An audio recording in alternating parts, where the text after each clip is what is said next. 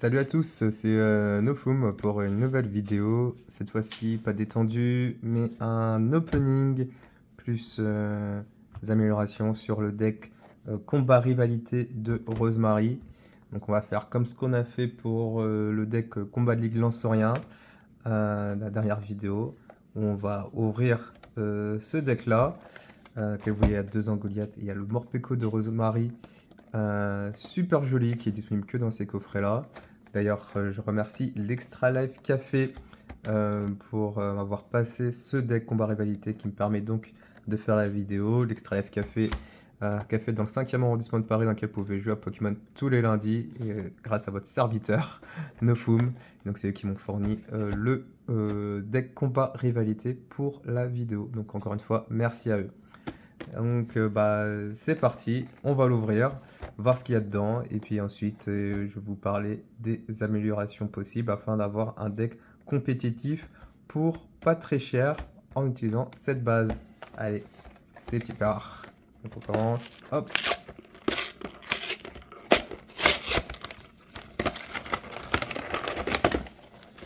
Voyez, hop, on ouvre le coffret. Donc ça va tenir à la poubelle. Et donc vous voyez, on a déjà dans ce plastique nos deux Goliath X ainsi que notre carte promo.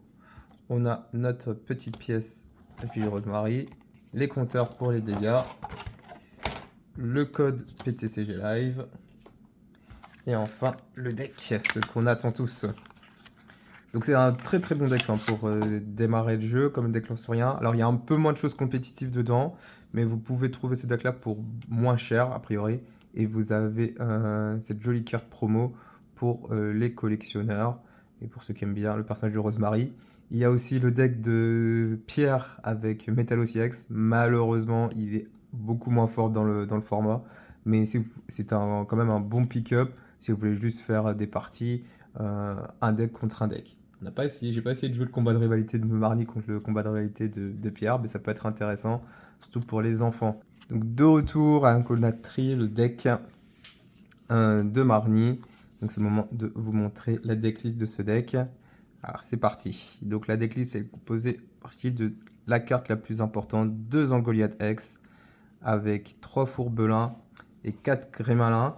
Donc c'est principalement pour ça que vous allez acheter le produit, c'est pour vous procurer ces cartes et bien sûr toutes les cartes dresseurs qui vont avec.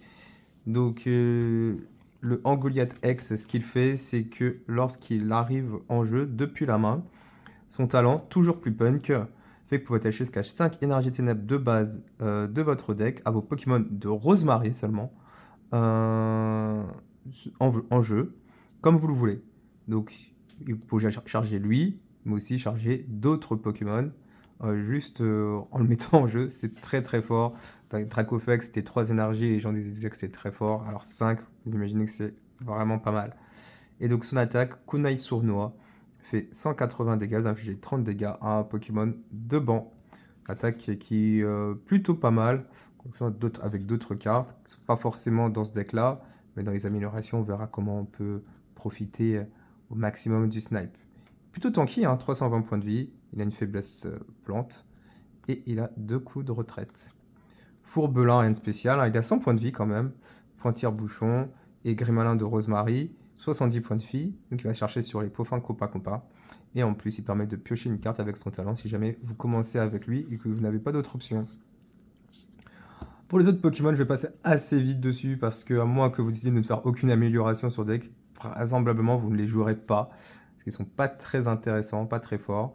Et le Léopardus qui fait 140 dégâts si le Pokémon actif de votre adversaire est un Pokémon X, 70 plus 70. Pas incroyable, mais bon. Là, il est dans le deck. Le Morpeko avec la carte promo. Cette attaque inflige 40 dégâts supplémentaires pour chaque énergie ténèbres attachée à ce Pokémon. C'est théoriquement le finisher du deck, mais on verra qu'on peut faire beaucoup mieux que Morpeko. Et enfin, Bagaïd qui fait 160 pour 3 et inflige 30 dégâts. Voilà, aussi, c'est pas exceptionnel. Et le Bagiguan, il défausse une énergie pour 3. Ça aussi, c'est pas fou. Au niveau des supporters, Voilà, donc on a la chance d'avoir une line-up de supporters plutôt intéressante, en tout cas pas mal de staples si vous les avez pas. Donc notamment la recherche professorale en x4 hein, avec la professeure Olim. Irido qui pas beaucoup joué mais qui est une carte intéressante qui permet de regarder les 7 cartes du dessus de votre deck et on peut montrer un Pokémon et une carte dresseur qu'on y trouve et l'ajouter à notre main. Donc ça permet de trouver par exemple un Goliath et un super bonbon dans les 7 premières cartes si on les trouve. Donc c'est plutôt intéressant comme choix de supporter. C'est pas beaucoup joué maintenant, mais peut-être qu'à l'avenir ce sera plus joué. Donc c'est intéressant de les avoir si vous ne les avez pas. La fameuse machine, on ne la présente plus. Et sur 2 ordres du boss, c'est toujours important d'avoir ce genre d'effet dans un deck. Enfin, pour les cartes objets, on a 4 Hyper Ball, 3 Poffin Copa Copa, 3 Super Bonbons, pour pouvoir évoluer directement nos basiques en niveau 2, et les Poffin Copa Copa et l'Ultra Ball pour trouver nos Pokémon, des échanges pour switcher, une carte qui a un reprint, qui vient de sortir, ce reprint, c'est récipiendaire d'énergie qui permet de mélanger jusqu'à 5 énergies de base de notre pile de défausse avec notre deck. Donc tout simplement, ça nous permet, si on a beaucoup d'énergie dans notre défausse, de les remettre entièrement dans notre deck afin de pouvoir refaire le talent de Angoliath et Megacan pour récupérer aussi des Pokémon.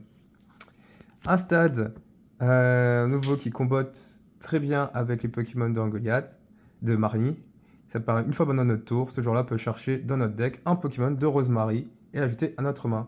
Donc c'est très fort parce que c'est un stade. Donc si le stade reste en jeu plusieurs tours, et ben on va pouvoir trouver quasiment tous nos Pokémon, plusieurs tours d'affilée. Et même s'il reste qu'un tour, bah voilà, on a quand même réussi à trouver un autre Pokémon qu'on veut juste avec notre stade. Alors c'est un peu compliqué de trouver des stades plutôt que des objets, mais on va aller dans ce deck-là, il y a Irido, donc Irido peut aller trouver un stade, mais surtout vous verrez dans les améliorations qu'on va apporter, notamment la boîte à secret, ça permet de trouver le stade facilement et donc de trouver nos Pokémon beaucoup plus facilement. Et enfin, un outil Pokémon, le Multi-Exp, pour garder les énergies sur nos Pokémon. Et pour terminer, on a 4, 8, 12, 14 énergie ténèbres.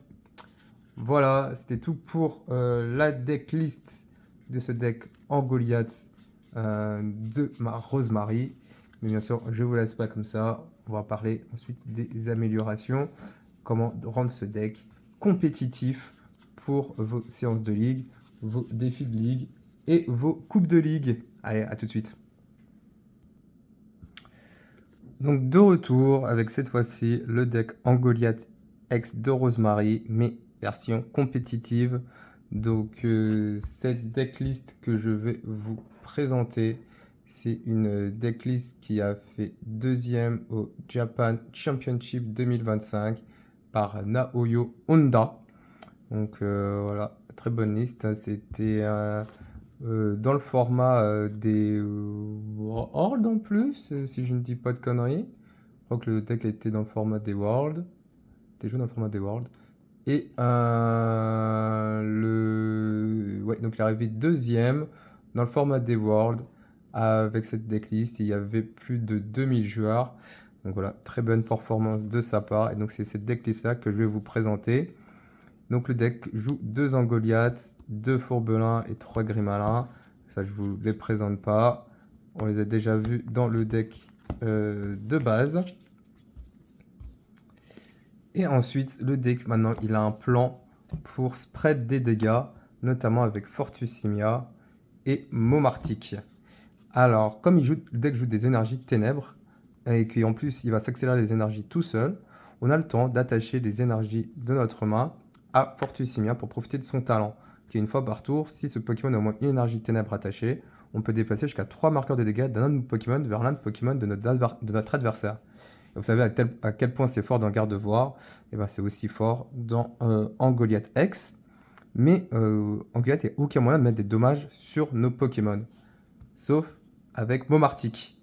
Donc Momartic, pendant le contrôle Pokémon, on place un marqueur de dégâts sur chacun de nos Pokémon ayant un talent.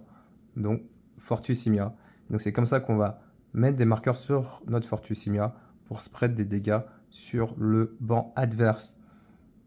Donc voilà, donc c'est la combo. Cette combo existe depuis un moment déjà, mais on va dire que maintenant avec Angoliath X, c'est vraiment la version finale de c'est le combo Momartic Fortus Simia, vraiment ce que vous avez de plus puissant si vous voulez jouer ces deux cartes ensemble. Donc 4 Fortus Simia et 2 Stalgama de Momartic. Et ensuite, on a plein de Pokémon de support. On a Shaymin pour protéger notre banc des attaques de snipe. On a Ursa King en finisher, qu'on n'a pas dans Goliath et qu'on veut prendre le dernier KO. Et ben ça permet de finir, notamment contre Raging Bolt. On a Nigirigon, très bien pour trouver nos Pokémon, nos supporters en début de partie, et même surtout en fin de partie, si on a besoin de trouver un boss ou un research parce qu'on a été Yono à 2 cartes par exemple, on peut le mettre en actif et ensuite faire son talent pour essayer de trouver le supporter qui nous manque. Une très bonne carte pour la stabilité du deck. Marakachi, c'est une carte qui est là principalement pour nous gagner du temps grâce à son attaque coinçage qui permet de faire en sorte que l'adversaire ne peut pas battre en retraite au prochain tour. Le Pokémon actif ne peut pas battre en retraite. Et donc ça nous permet de gagner du temps, le temps de spread un peu les dommages grâce à Momartic plus Fortus Simia après ce setup pour prendre les KO qu'il faut. Et enfin, dernière carte, Hôte de Fer. Cette carte c'est principalement parce qu'on n'a pas forcément envie de taper l'actif. On veut taper des petits Pokémon qu'il y a sur le banc des fois et commencer à spread quelques dommages sur l'actif pour des plans TM d'évolution par exemple. Et donc, ou pour contrer les Fortus Simia adverses, pour pas qu'il y ait trop de dommages qu'ils pourraient renvoyer. Donc Hôte de Fer, ça nous permet de faire switcher le Pokémon actif adverse contre un autre Pokémon. Et surtout, ça nous permet de faire par exemple le Research plus Hôte de Fer dans le même tour, ce qu'on peut pas avec Boss par exemple. Ou on peut pas Counter Catcher si on est à 6-6 ou à 4-4. Donc très bonne carte dans le deck. La lineup de supporters elle est très classique. On a 4 Paper, parce qu'on va jouer plein de tools, qu'on va faire TM évolution, vous allez voir dans ce deck. Et donc super intéressant d'avoir les 4 Paper, les 4 machines. On a 2 boss pour les Ovid Gust, toujours 2 boss, et 3 recherches professorales pour la consistance du deck. Voilà, on a 11 supporters de consistance et 2 ordres du boss, et tout ce qu'il faut pour que le deck sorte très bien. Ensuite, on va passer aux cartes objets, avec notamment notre Ace Pack, la boîte à secrets. Donc la boîte à secrets est l'un des Ace Pack les plus joués en ce moment et l'un des plus forts, notamment parce qu'il nous permet d'aller chercher un objet, un outil, un stade et un supporter. Donc si vous l'avez en opener, ça vous permet vraiment de faire le café, d'aller trouver tout ce qu'il faut. Et même avec Paper, vous pouvez chercher la boîte à secrets et vous permettre ensuite d'avoir un supporter pour le prochain tour. L'arène de Smashing par exemple, la TM Evo, le Poffin, vraiment très très fort. Certaines listes en Goliath jouent même Team lambda de la Team Rocket afin d'avoir un out de plus à la boîte à secret. C'est vous dire à quel point la boîte à secret fait vraiment tout dans ce deck. Voilà, on va aller chercher les Poffins copains. Il y a une Ultra Ball, on n'en a pas besoin de plus parce que c'est assez facile de trouver les Goliath dans le deck. 2 Sivir Nocturne pour récupérer les Pokémon dans notre défausse ou les énergies. Megacan pour remettre des énergies ou des Pokémon si on en a besoin. La trappe riposte, toujours très intéressant qu'on est derrière. C'est un deck où on ne prend pas forcément les prix très rapidement, donc ça arrive souvent qu'on soit derrière. La recherche d'énergie, ça peut être contre-intuitif parce qu'on accélère les énergies, mais des fois on a besoin, comme j'ai dit, d'avoir les énergies dans notre main pour les attacher à Fortus Simia. Et donc avoir une recherche d'énergie qu'on peut aller récupérer sur Paper par exemple, ça peut être très utile. Un seul super bonbon, parce que souvent on va vouloir faire TM évolution, mais si jamais on ne peut pas, grâce à la boîte à secret, on est capable de trouver le super bonbon et la reine de Smashing. Donc comme stade, afin d'avoir directement en Goliath X en un seul tour. Donc voilà pourquoi la boîte à secret est jouée, c'est vraiment un combo qui est très très fort. Et comme autre stade, pour trouver nos basiques, on a le Quentia. Et pour aussi aller chercher sur la boîte à secret. Pour finir, les outils Pokémon, ce qui rend très fort Paper et la boîte à secret. Le premier, c'est la planche de sauvetage, qui sera un air balloon, ou un ballon, lorsque Black and White sortira. Naoyo Honda jouer ballon. Mais en attendant, vous pouvez jouer Pense de sauvetage, qui fait quasiment la même chose. Le coup de retraite de Pokémon avec cette carte est attaché diminue de 1. Le ballon, ce sera de 2. Ce qui est bien, c'est qu'il sera plus fort. Mais voilà, vous pouvez le mettre sur Nigirigon, notamment, pour avoir toujours un free pivot et avoir un accès à supporter. Ou pour retreat, avoir un pivot avec Fortussimia, etc. Voilà, très utile. Et enfin, nos deux capsules. La capsule technique évolution et la capsule technique des évolutions. Capsule technique évolution, voilà, c'est principalement pour avoir Momartic ou Grimalin, Fourbelin plutôt, dès le tour 1. Et la capsule technique des évolutions, c'est une fois qu'on a spread assez de dégâts, notamment contre les decks stage 2, type Dracaufeu ou Lanceurien, et ben on peut utiliser la capsule technique des évolutions pour détruire tout le bot adverse et ensuite gagner la partie. Donc c'est ça, principalement cette carte-là, début de game, cette carte-là plutôt fin de game. Et vous pouvez toujours aller les chercher grâce à Paper ou la boîte à secret. Et enfin, au niveau des énergies, on a 6, 8 énergies ténèbres. Alors là, j'espère que cette vidéo vous a plu. Si vous avez des questions, n'hésitez pas à les poser en commentaire. Si vous avez aimé la vidéo, n'hésitez pas à liker la vidéo, à repartager et à subscriber à la chaîne. En ce moment, on va faire pas mal de vidéos. Enfin, je vais essayer d'en faire plus. J'espère aussi de faire des vidéos avec Fabien s'il est dispo. Mais voilà, en tout cas, ça me fait très plaisir de vous présenter ce deck Angoyette, qui est un deck très très fun à jouer et très intéressant et en plus très très fort en ce moment. Donc n'hésitez pas à pick up le deck de Rosemary et à faire les quelques upgrades nécessaires. Et si vous avez besoin des cartes, n'hésitez pas à demander à votre ligue locale, au joueur de votre ligue locale, s'ils ont les cartes qui vous manquent, spécialement les cartes dresseurs. Et pour les cartes dresseurs, vous voyez des petits symboles Play Pokémon, c'est-à-dire que vous pouvez le trouver dans les packs récompenses de ligue. Donc ça vous fait une occasion de plus d'aller dans votre ligue pour les récupérer. Parce que des cartes gratuites, on aime bien. Et en plus, avec le petit stamp holo, ça fait toujours plaisir. Voilà.